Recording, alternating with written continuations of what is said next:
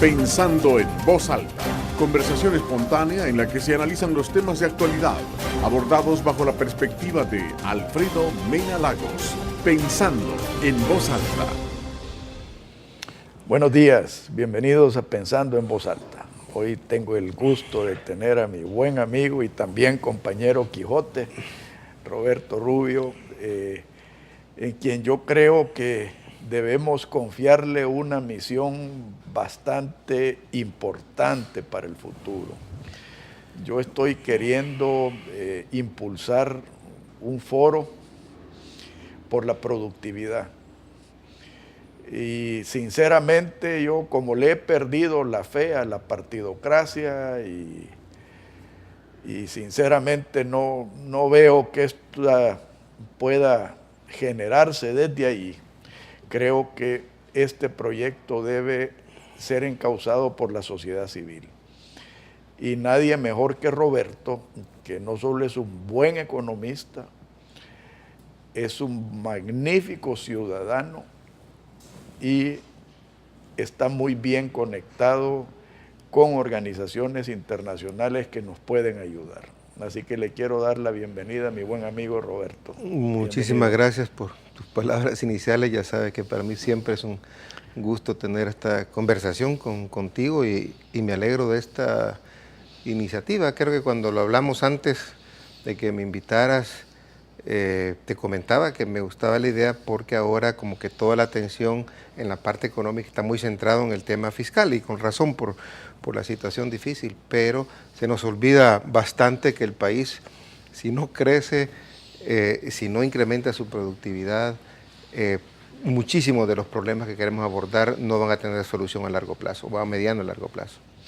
No, y en ese sentido, quizás debiéramos empezar por la institucionalidad. Y yo creo que la poca sólida institucionalidad la está generando la Sala de lo Constitucional.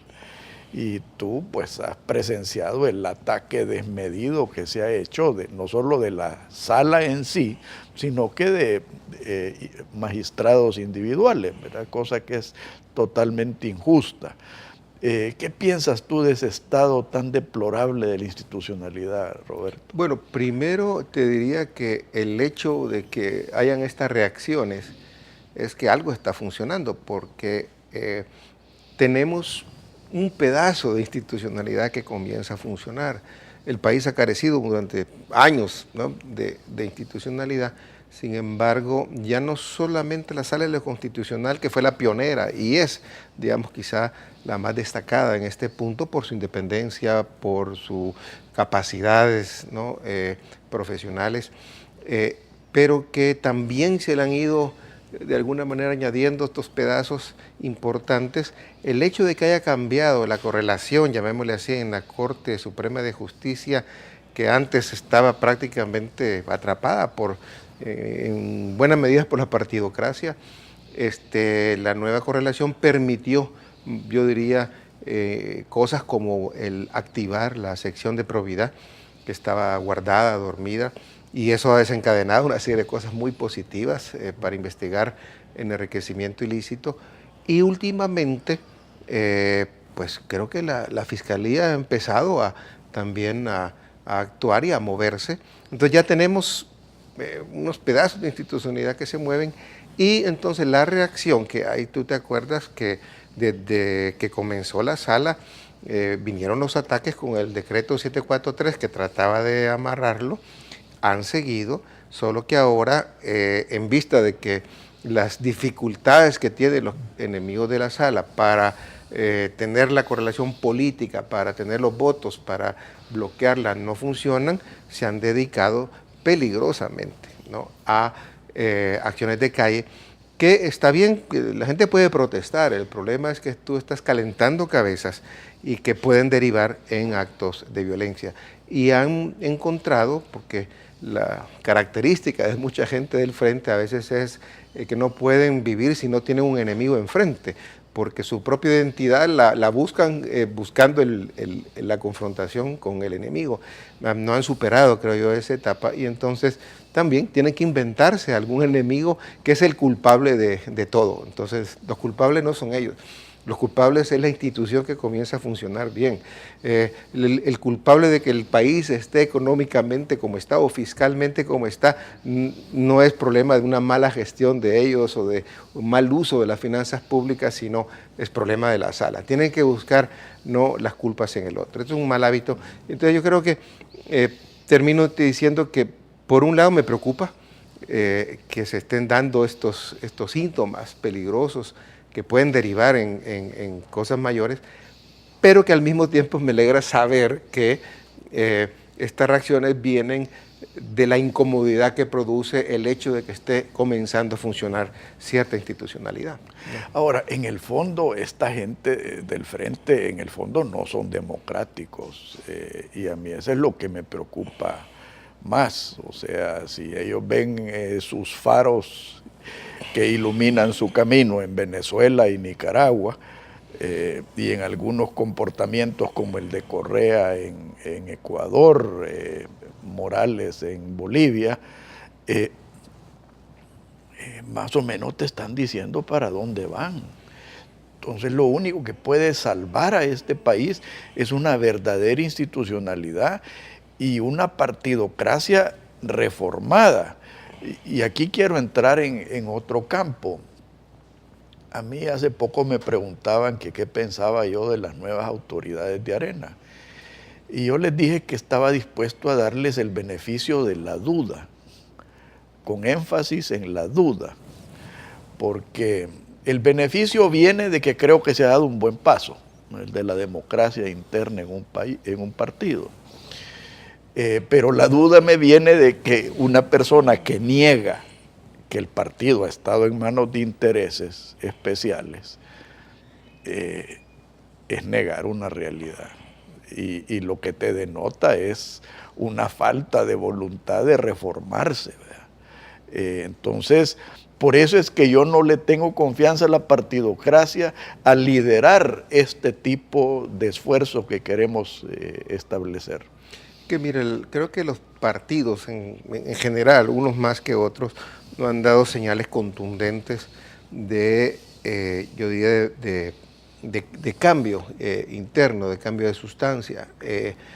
Ciertamente Arena ha tenido más, digamos, actitudes más abiertas, ha dado otras señales más democráticas y más señales de querer cambiar que las que vemos en el frente, que más bien vemos signos que va para atrás, retroceso, más para el pasado. En algunos, por lo menos hay muchos que todavía, como dicen, siguen viendo ese faro que ya no alumbra, y como decía en un artículo que escribí el lunes en la prensa gráfica, un faro que ya no alumbra y donde se van a extrañar aquellas tripulaciones cegadas por la niebla ideológica, ¿no? Que eso es lo que les está pasando a muchos. Pero en Arena, a pesar de estos avances, sí, como tú dices, le falta realmente muchas cosas. Por ejemplo, mientras Arena no reconozca los pecados del pasado o sus demonios del pasado, mientras no haga su exorcismo, como también lo tiene que hacer el frente, y saque esos demonios del pasado, pues pierde credibilidad, porque si tú vienes y empiezas a criticar de corrupción del gobierno actual, exiges transparencia, pero en adelante, pero para atrás, digamos, todo es opacidad, y no reconoces los errores del pasado, no reconoces los demonios del pasado, yo creo que le resta credibilidad al discurso y a la palabra. La palabra cobra fuerza en la medida en que tú realmente te deshaces de eso. Entonces te pueden creer, porque tú puedes decir, mira, es que a mí que me registren, ¿no? O sea, antes fue esto, yo ahora voy para adelante. Antes hicieron esto, y reconocerlo con valentía, creo que eso le ayudaría mucho, como tú dices, a despejar la duda, ¿no? Pero mientras encontremos esa tara, pierde fuerza la palabra, el discurso, la credibilidad en los partidos políticos, ¿no?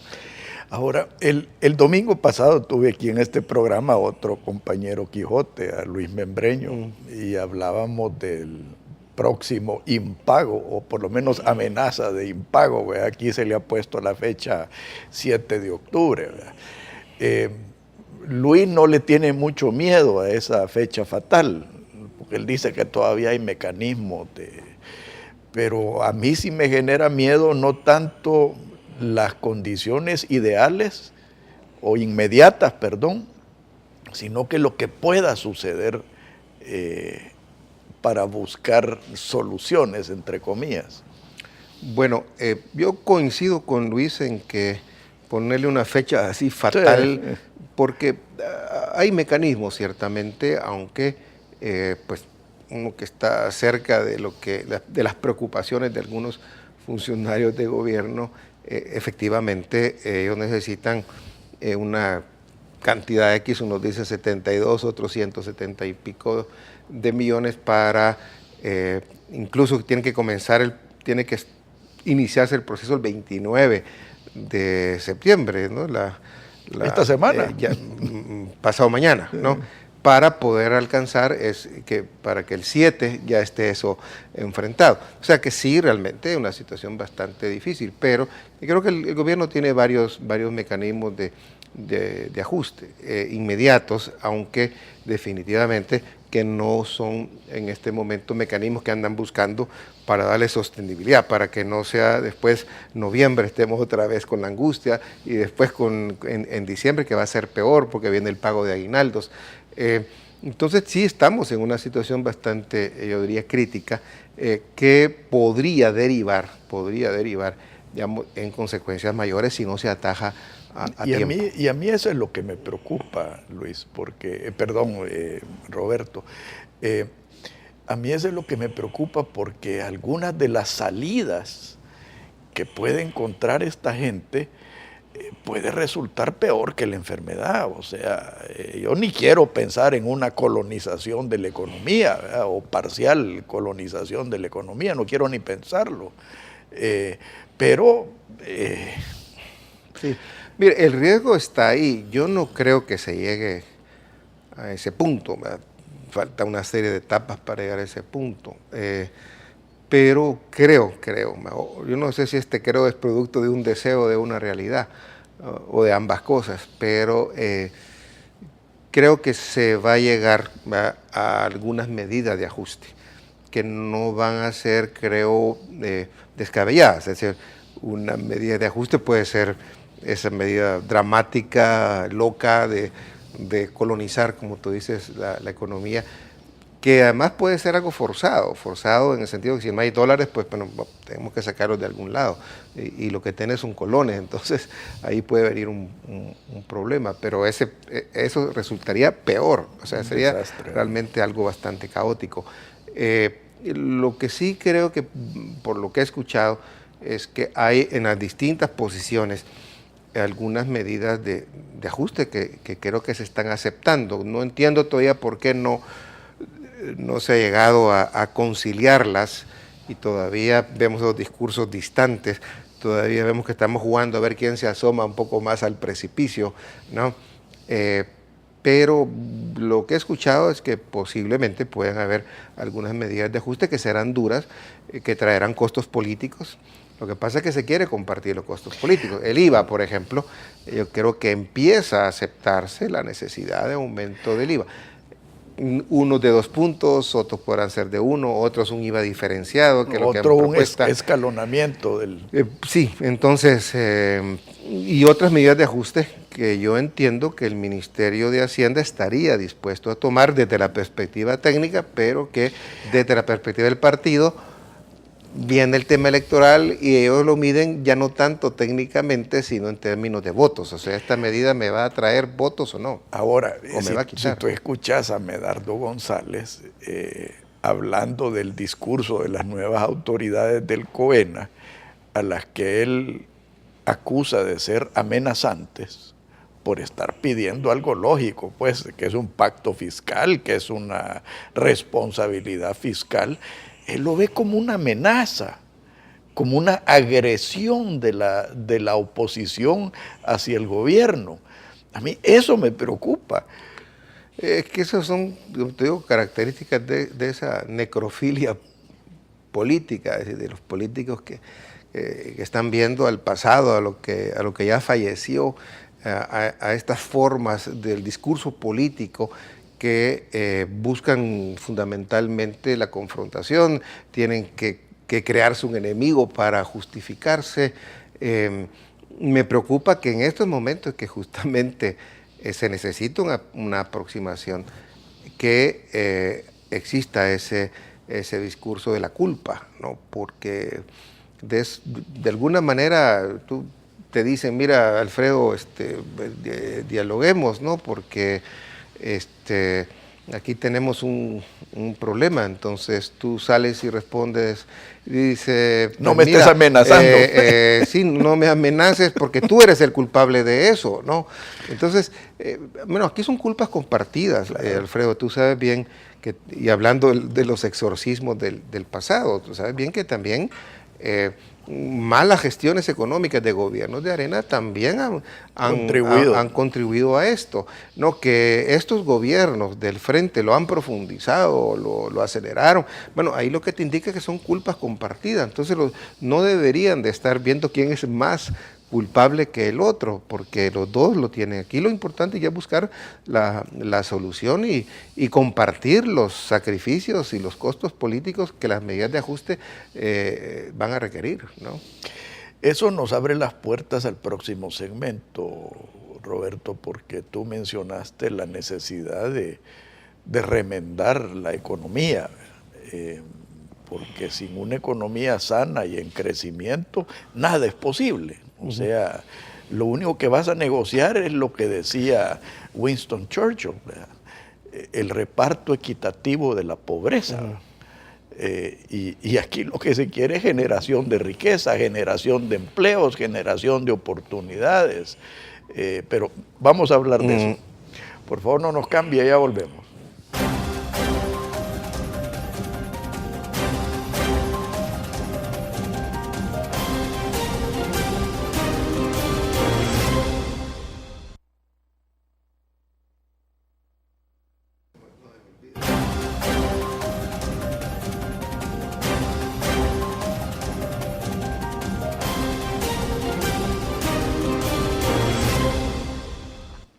Roberto, si nosotros vemos objetivamente la situación económica de El Salvador, es un verdadero desastre.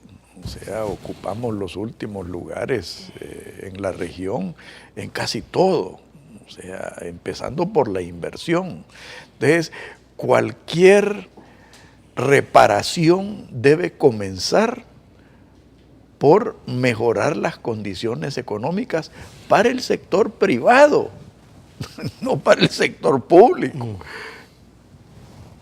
Bueno, como conversábamos antes, quizá la atención en este momento, y no solo en este momento, sino ya meses o años atrás, ha estado excesivamente centrada en el tema de las finanzas públicas, y como digo, con razón, porque veíamos el deterioro paulatino y el problema que puede darse de caer en una situación de impago, ¿no?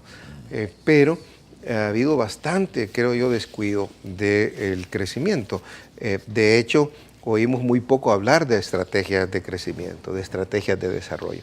Lo que oímos hablar sí es que viene un inversionista extranjero aquí que va a invertir y que se va a construir un hotel allá,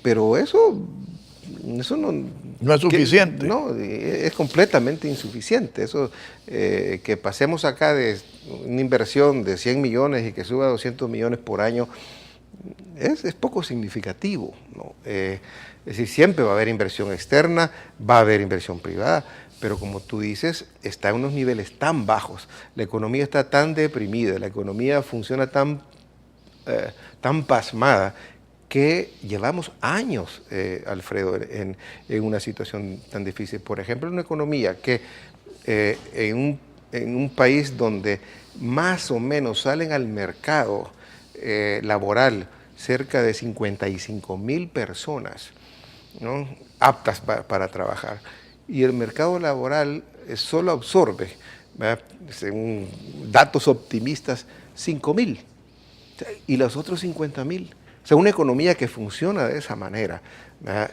está excluyendo de alguna manera a la informalidad o a irse para afuera o a irse a la criminalidad de mucha gente. Entonces, es una economía, como bien dices, donde pocos inversionistas vienen. Esta era una economía que incluso llegó a denominarse, me acuerdo, aunque a mi manera de ver equivocadamente porque iba por mal rumbo, que era un tigre latinoamericano. ¿Te acuerdas? A principios de los 90. Incluso El Salvador llegó a adelantar el pago de la deuda externa. Era una recomendación del señor Harberger. El Salvador tuvo lo que se llama grado de inversión, que solo Chile lo llegó a tener en la década de los principios de los 90, ¿no? Ese Salvador ya desapareció. Y digo, desapareció, hay que ver todas las causas de por qué. Pero no se puede negar, como digo, las dos responsabilidades de los dos grandes partidos, pero y de los que lo acompañaron. Entonces estamos en una situación que mientras esta economía no te genere suficientes empleos, mientras el sector privado prefiera mejor invertir fuera porque es más seguro, porque es más estable, porque es más previsible, mientras no...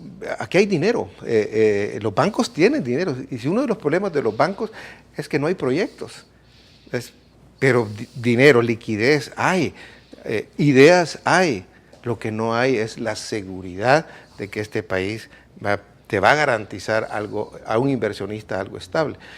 Entonces, la economía tiene, por lo tanto, que empezar a reactivarse. Como digo, llevamos casi, fíjate, desde 1996, que pasó el boom de crecimiento, con crecimientos cada vez más bajos. Antes, pues, nos emocionábamos con un crecimiento del 5%. Después, ya 4% era un buen anuncio.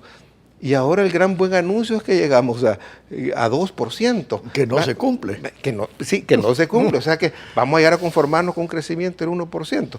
Entonces, tenemos que emplear nuestras energías para impulsar estrategias de crecimiento y de desarrollo.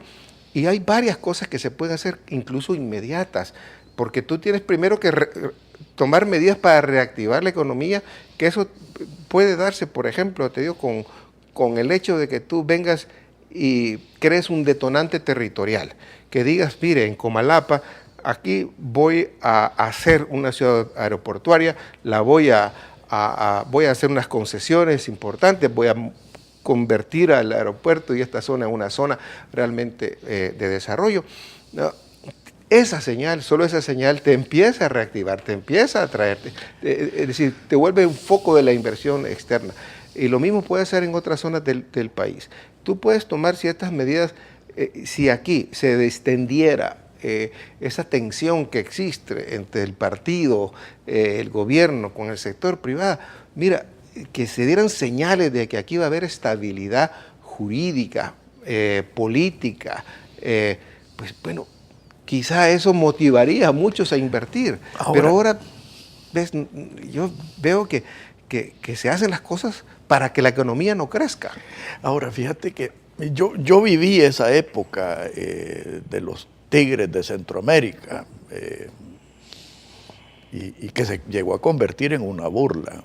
Y en parte por eso renuncié yo del gobierno.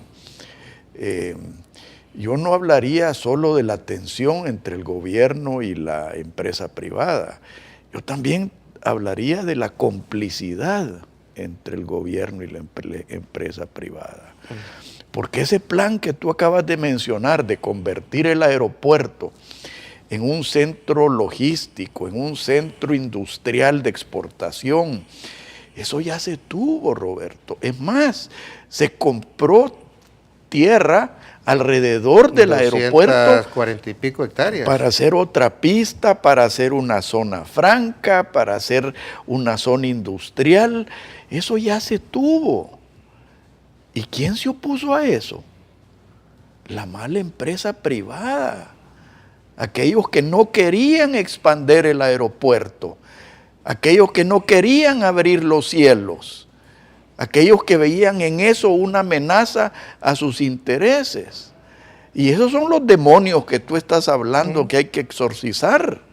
No sé si es la palabra correcta, pues, pero esos demonios nos siguen afectando, Roberto. Yo una de las propuestas que quisiera que abordáramos en el Foro de la Productividad es la unión aduanera. El otro día, pues, el ministro de Economía muy amablemente tuvo la disposición de invitarme a un foro precisamente sobre la unión aduanera. ¿Y quién se opuso? Parte de la empresa privada. A mí me dio pena escuchar al representante del sector azucarero diciendo que ellos no podían abrir las puertas al sector azucarero de Guatemala porque en Guatemala no habían tenido reforma agraria, ¿verdad? Entonces, cuando tú ves eso y ves que el partido Arena sigue, que supuestamente es el que debería de estar impulsando todo esto, sigue albergando ese tipo de ideas y ese tipo de protecciones y ese tipo de políticas, es donde tú dices, bueno, ¿y quién por nosotros? Bueno, uno de los problemas que viene, creo yo, dificultando que el Estado juegue su rol de apoyo al desarrollo económico es que el Estado se ocupó de manera patrimonial. Claro. Es decir, el que llega dice el Estado es mío y lo ocupa como que es su finca, ¿no? Parte del negocio. Y entonces se llegan a servir del Estado y no a servirle. Y esto lo ha cometido, como tú bien dices, pues Arena. Arena hubo un Estado patrimonial. Acuérdate que incluso cómo creció la banca en este país, protegidas. Aquí incluso no se permitía la entrada de la banca extranjera durante un tiempo. Alguien dirá, no, mire, es que necesitamos primero crecer y después abrirnos. Pero el hecho es que aquí muchas empresas crecieron gracias al control del Estado, al uso del Estado y el aprovechamiento del Estado en provecho propio. No permitieron competencia, le pusieron impuestos más a unos de importación que a otros. Esos abusos que de alguna manera se siguen reproduciendo en otra escala, con otras características, y por eso es que muchos dicen, y yo me incluyo en esos que dicen, de que el Frente aprendió las malas mañas de Arena, ¿no? Y por eso insisto que Arena tiene que limpiarse de eso, porque la nueva dirección de Arena, ahí hay muchos que no tendrán que ver con eso, y no tienen por qué pagar el muerto de lo que mira, hicieron. y hay elementos nuevos buenos, pero hay un montón de caras que siempre han estado al servicio de, ¿verdad? Entonces, yo en eso fue que yo no me quise convertir en cómplice estando en el gobierno, ¿verdad? Porque yo me opuse a que convirtieran la modernización del Estado en piñata, ¿verdad? Y piñata para los allegados al partido. Por eso preferí retirarme, y gracias a Dios lo hice de la manera que lo hice, porque yo renuncié denunciando. Si no, quizás esta fuera ahora que yo fuera el culpable de todo eso, ¿verdad? Entonces, ahí es donde tú te pones a pensar, y de nuevo al proyecto del foro, Roberto, es que esto debe de nacer de la sociedad civil, de gente independiente y capaz como tú. Hay gente, nombres que me atrevo a mencionar, gente que inclusive viene de la izquierda, que han evolucionado hacia una visión moderna. Te puedo mencionar a Alberto Arene, que también lo he tenido aquí en el programa. Bueno, Luis Membreño, nuestro compañero Quijote, son gente que puede aportar muchísimo a este proyecto. Es que hay mucha gente, ¿ves? Yo diría bastante capaz, que cada vez más las ves fuera también de los partidos, que por X razones se ha decepcionado, y que los que no tenemos el criterio de que si esta medida que tú vas a tomar, uno, la vas a medir en que si te da o no te da votos, dos, y la vas a medir en términos de me va a dar más a mi fortuna o no. A veces los dos criterios perversos que creo que impiden que las buenas ideas, como tú dices, ideas hay, el puerto de La Cutuco, Unión, sí. de La Unión, ¿no? Otro proyecto el aeropuerto, frustrado. el aeropuerto, Roberto. Todo lo que se pudo haber hecho con el tema del aeropuerto.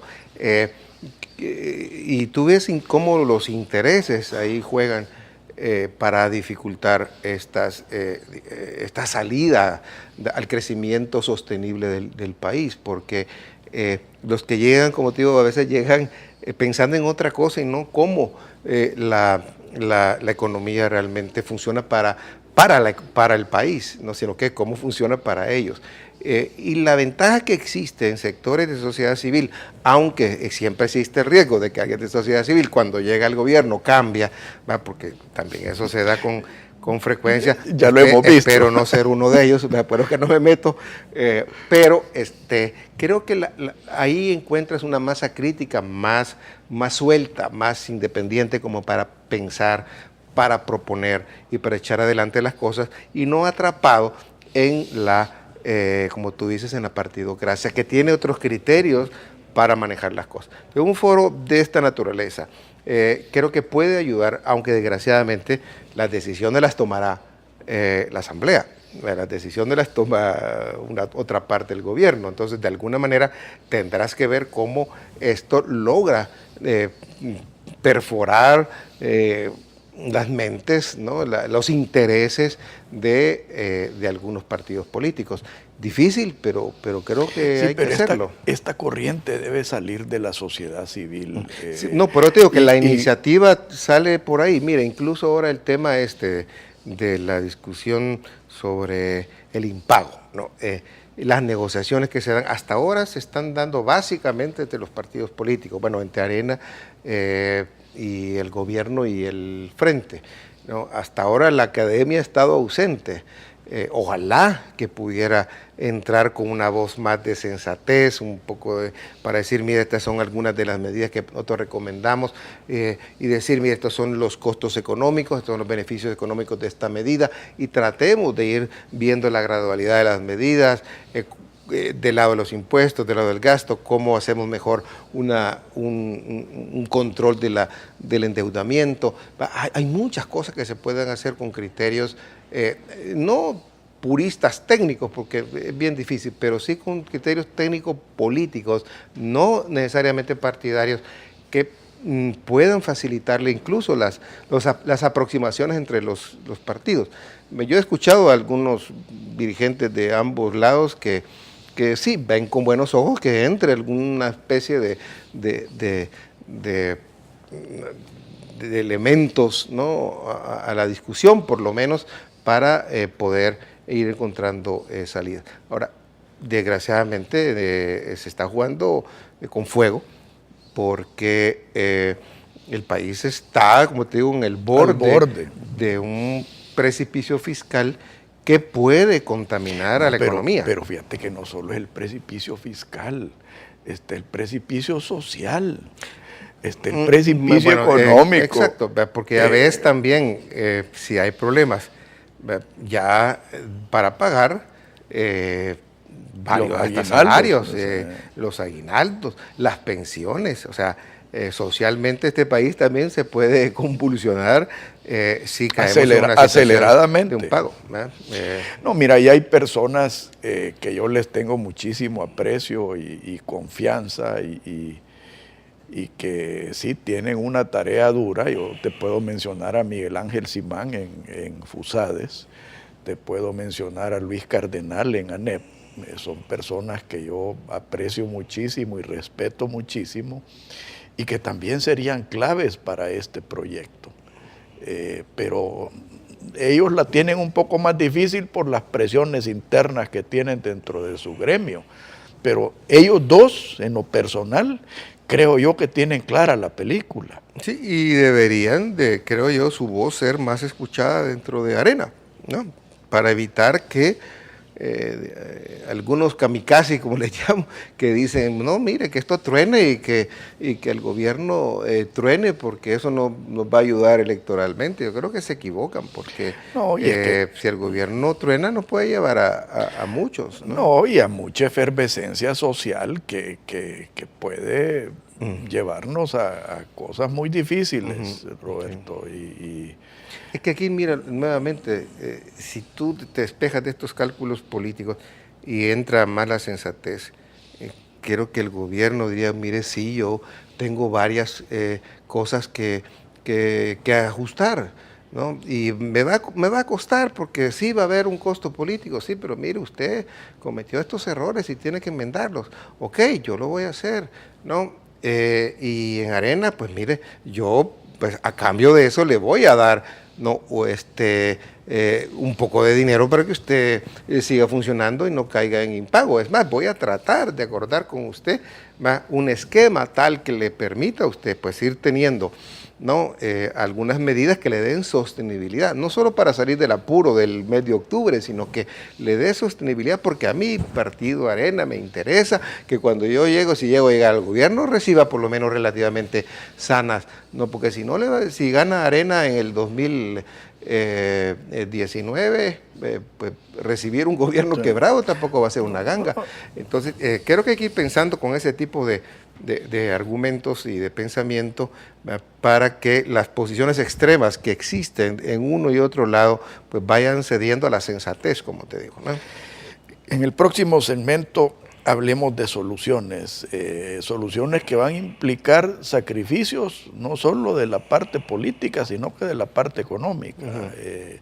Y ya vamos a hablar de eso. Por favor, no nos cambie, ya volvemos.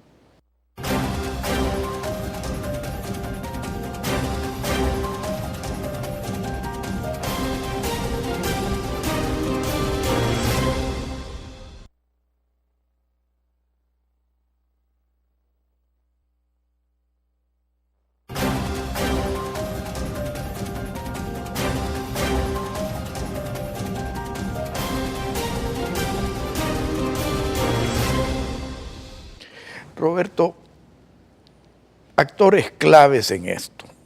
Yo creo que Funde es un actor clave, Fusades es un actor clave, ANEP es un sector clave, representantes de gremiales profesionales son factores claves.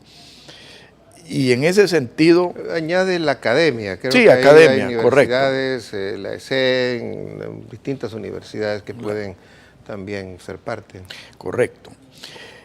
Ahora, ¿por dónde comenzamos? Para mí esto debe ser, quizás por mentalidad militarista, una operación de yunque y martillo. O sea, por un lado, el recorte del gasto público y la disciplina fiscal, y por otro lado, la apertura económica que genere más inversión. ¿Cómo ves tú estas dos puntas de lanza, si lo quieres llamar así?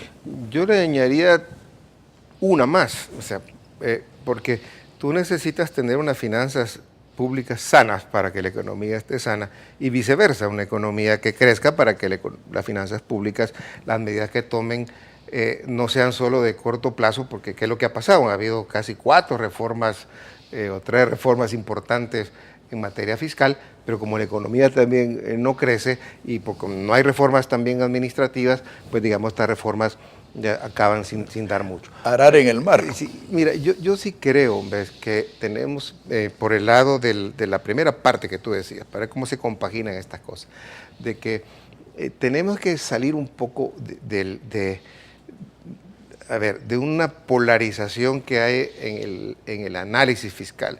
El gobierno diciendo aquí la solución está aumentando impuestos y la oposición diciendo aquí la solución está en reducir gasto y con eso cada quien dice vamos a arreglar el problema. Yo creo que no hay que estigmatizar ni una ni otra cosa. Por un lado no puedes ir al extremo de decir vas a irte por el lado de los impuestos porque puedes provocar realmente recesión si lo haces mal. Igualmente, si te vas excesivamente por el lado del gasto, puedes también contribuir a la recesión. Entonces, hay formas moderadas, llamémosle así, y que no son, digamos, recesivas. Hay impuestos que no son recesivos. Hay un impuesto que que se ha manejado bastante, no sé por qué esto no se ha impulsado, que le llaman el check-off. Es un impuesto, yo se lo he escuchado ya a varios economistas, amigos, que es un impuesto que se le pone a las importaciones y a la producción nacional de ciertos productos masivos. Zapatos, ¿no? Aquí se importan muchísimos zapatos, pero tú con ese impuesto, primero le pones a los dos porque si solo le pones a la importación, puedes romper algunos tratados comerciales. Entonces le pones impuestos a los dos, y de ese impuesto tú recoges, ese fondo va para estimular la inversión nacional de zapatos, ¿no? Bueno, es una forma de ver el impuesto como algo no recesivo, sino, digamos, favorable al crecimiento. Ahí compaginas crecimiento con aumento de impuestos. Distinto es que cuando tú tienes una carga impositiva del 30%, le subas a 40% y entonces se te desestimula la inversión. Hay cierto tipo de impuesto. El impuesto, póngale a la plusvalía, es otro impuesto que tampoco es algo que... El impuesto a la plusvalía es, a diferencia del predial, es un impuesto que se activa en la medida en que hay una inversión pública que sobrevalora o valora más tu propiedad. Si tú tienes una propiedad, te pasa a una calle, no te la abre, el Estado ha contribuido. Entonces tú déjale una parte de cuando vendes el terreno. O sea, hay cosas que pueden hacerse, entonces no hay que estigmatizar como que todos los impuestos son malos, ¿no? Hay márgenes de hacer cosas sin desestimular. Bueno, yo creo que todos los impuestos son malos.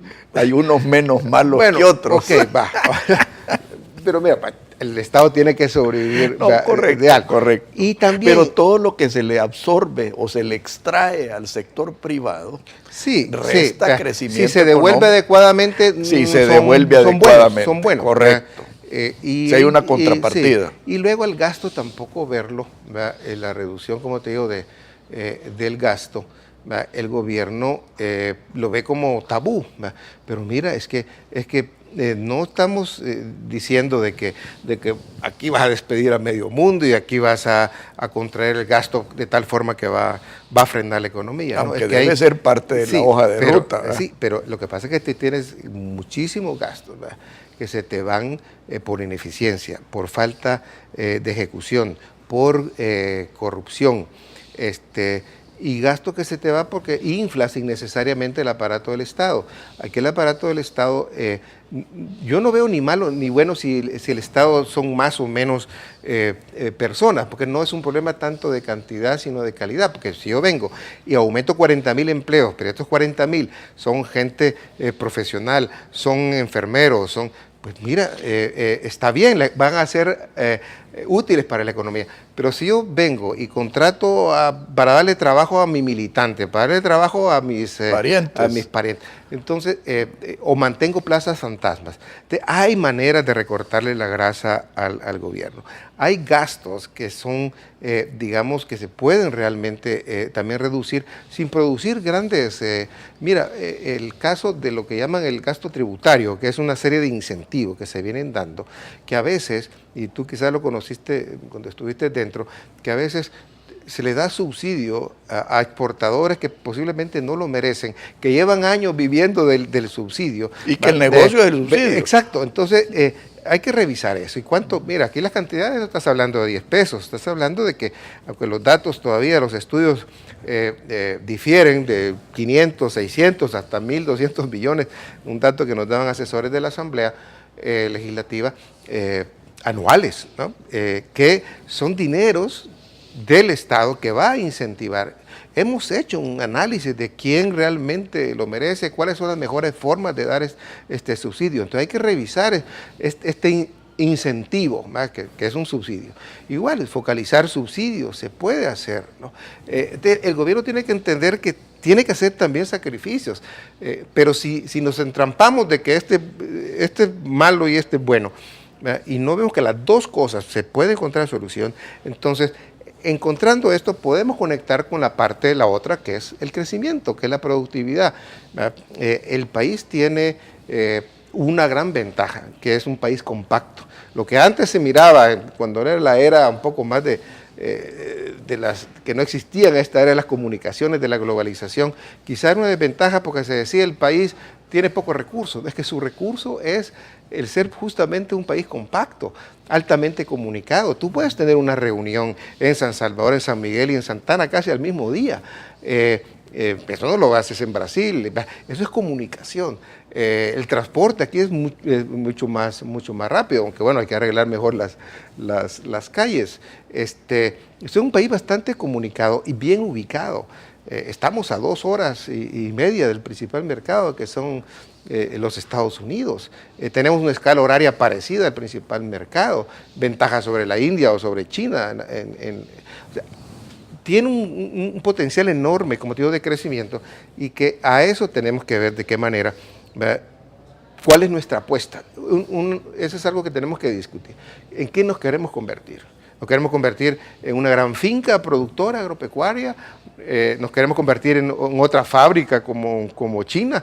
¿Nos queremos convertir en una zona, como se decía, de servicios? O sea, tenemos que hacer una apuesta clara y ahí, sobre esa base, enfocar la educación, enfocar la infraestructura, enfocar un poco los esfuerzos de apoyo y termino diciéndote que esto no excluye otras cosas. Que eso es lo que no excluye, pero tienes que tener una apuesta que articule, ¿me explico? Es que eso es lo que te iba a decir. No es necesario hacer una apuesta.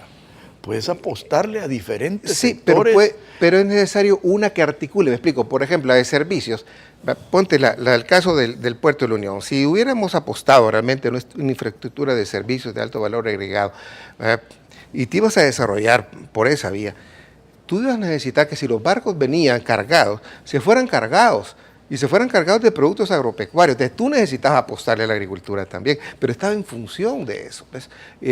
Igual manufactura que pudiera estar en vinculación con productos de alto valor agregado, que tuvieran conexión con los servicios de telecomunicaciones, de aeronáutica.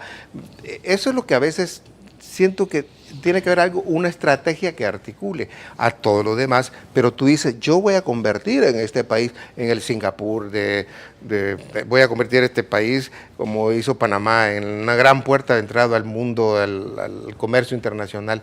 Eso es lo que creo que nos falta discutir, ¿no? Ahora, fíjate que yo creo que el factor de destrabar la economía es importante. O sea, ¿y destrabarla de qué? Destrabarla de la burocracia, destrabarla de los impuestos, destrabarla de la falta de seguridad, destrabarla de la regulación que no permite el ingreso de inversión. Te voy a poner un ejemplo. Aquí hay 400,000 manzanas ociosas, producto de la fracasada reforma agraria. ¿Por qué no se permite el ingreso de ingenios de los países vecinos para generar competencia y que la gente verdaderamente pueda sembrar caña sin ese tan dañino reparto de territorio que tiene el sector ahorita, que ya inclusive la Superintendencia de Competencia lo catalogó como inconstitucional? ¿Por qué no puedes destrabar la agricultura en ese sentido? ¿No? Que ahí tú puedes realmente hacer muchas cosas, pero si tú no lo destrabas, como tú dices bien, de intereses. Integralmente, sí. De intereses, que a veces las cosas a veces no se hacen solo porque no tienes el conocimiento técnico o porque no tienes el dinero. Es porque no les conviene. Es porque hay algunos que no les conviene que las cosas se hagan, ¿no? Hay que destrabar los intereses también. Porque si tú, el interés que priva o el interés que logras tú realmente imponer es un interés que va más allá de un sector particular o de unas personas o un grupo de personas en particular, esto se expande, esto tiene una capacidad de expansión. Vamos a otro ejemplo y hablar con hechos. La situación del aeropuerto. El aeropuerto cuando se hizo, quizás era el mejor aeropuerto de Centroamérica. Y ya hasta el Juan Santa María de Costa Rica nos dejó atrás. O sea, pero ¿qué es lo que ha pasado? Han habido intereses que se han opuesto a que el aeropuerto se concesione. ¿Y qué es lo que tenemos ahorita? CEPA, que dice que va a gastar, porque en mi vocabulario, es un gasto, no es una inversión, 40 millones de dólares que no tenemos en la expansión del aeropuerto. ¿Y en qué ha consistido la expansión hasta ahora? En tapar un mármol bonito con cerámica chueca, que ya inclusive yo ya he visto fotos que ya se quebró, y que a saber quién se aprovechó de esa cosa. Cuando se pudo haber concesionado el aeropuerto a una empresa profesional con conexiones, con know-how, que ellos hicieran esa inversión. Aquí tienes un ejemplo y te voy a dar otro de cómo, bueno, yo creo que en un país hay cosas que avanzan, retroceden, solo que aquí ha habido muchos campos donde hemos tenido retroceso. Como tú bien dices, el aeropuerto era uno de los principales de la zona, pero cómo ha venido su proceso de deterioro, ¿va? Y como dicen ahí, mira, sepa Judas lo que pasa en Cepa, ¿verdad? Hay mucha tela que cortar y hay que investigar, ¿verdad?, cuál es el interés realmente que hay de los que dirigen a CEPA, si realmente o de los que dirigen a los que dirigen a CEPA. También, exacto. Pero igual, el otro ejemplo es el fútbol. No te digo que teníamos mejor fútbol de América Latina, pero teníamos un buen fútbol. Mira el deterioro que ha habido. ¿Por qué? Porque ha habido intereses también, ¿no? Intereses que no han permitido que el fútbol se desarrolle adecuadamente. Ha habido ahí, no sé si llamarle, grupos de interés que han tratado más bien de lucrarse en lugar de pensar de darle un buen fútbol al país, ¿no? Entonces, tiene dos ejemplos, y puedo mencionarte otros ejemplos del transporte, de cosas que el país antes tenía un buen, digamos, un buen ranking, una buena posición, y como ha habido un deterioro, ¿va? ¿Producto de qué? De intereses, ¿va?, como tú dices, que han trabado, ¿va?, esas potenciales, ¿no? Y eso sucedió, pues, está sucediendo con el aeropuerto, con el fútbol, con el transporte, ¿no? Y vamos para atrás, mira, hay cosas tan sencillas como la integración centroamericana, el CA4. Yo digo, yo viví eso. Cuando yo operaba el Parque Acuático Galicia, nos venían excursiones de decenas de buses de Guatemala, con sus padres de familia, sus niños, y de repente a alguien se le ocurrió de que el tráfico de menores, y cerraron las fronteras. Vaya, yo estoy de acuerdo que hay que evitar el tráfico de personas, pero el verdadero tráfico no está en la frontera de El Salvador con Guatemala, está de Guatemala a México. Y si en realidad somos leales a nuestro discurso integracionista, lo que debemos de hacer es abrir las fronteras con nuestros vecinos, de personas, de mercaderías, de inversiones, de trabajo. Sí, además tú sabes que el tráfico de drogas, de personas, haya más controles o menos controles, son otras cosas por las cuales ellos y muchas funcionan. veces, entre más controles, pues sí, más mejor, como dice el chinito. Exacto. De no, apuntamos mal donde no es. Pero a mí me alegra que tengas esta iniciativa, y que creo que el país, ojalá que salgamos un poco más o menos de este hoyo fiscal, y nos pongamos a pensar, uno, en darle sostenibilidad, ciertamente, para que no volvamos a caer otra vez en este hoyo, y nos pongamos a pensar en cómo hacemos crecer la economía de manera conjunta, y como tú dices, ojalá se haga sin estos intereses mezquinos partidarios, y que pueda haber algún movimiento de ciudadanía que pueda impulsar cosas que puedan realmente levantar un poco de esperanza al país, para que la gente también se quede, ¿no? Y que da no sé qué pensar que tus hijos, ¿verdad?, se quieren ir, y que el 80% de los jóvenes se quieren ir de este país. Eso realmente es una tragedia. Eso no es nación, eso no es nación.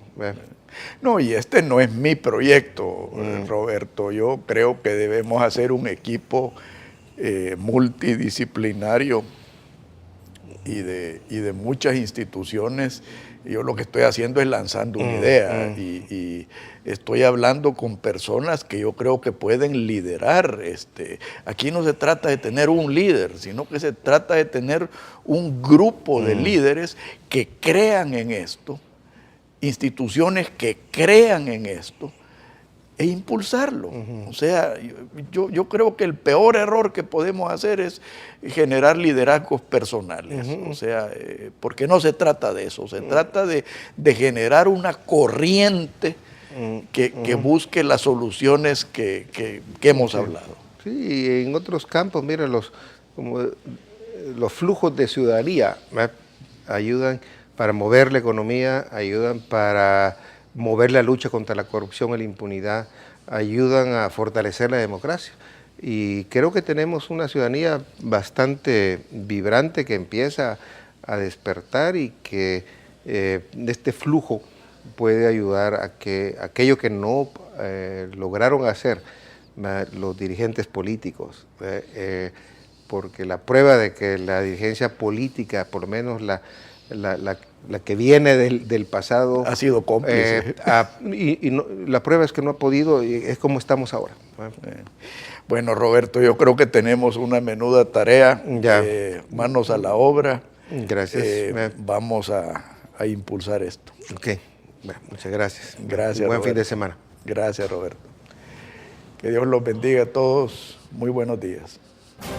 Esto fue Pensando en Voz Alta, conversación espontánea en la que se analizan los temas de actualidad, abordados bajo la perspectiva de Alfredo Mena Lagos. Pensando en Voz Alta.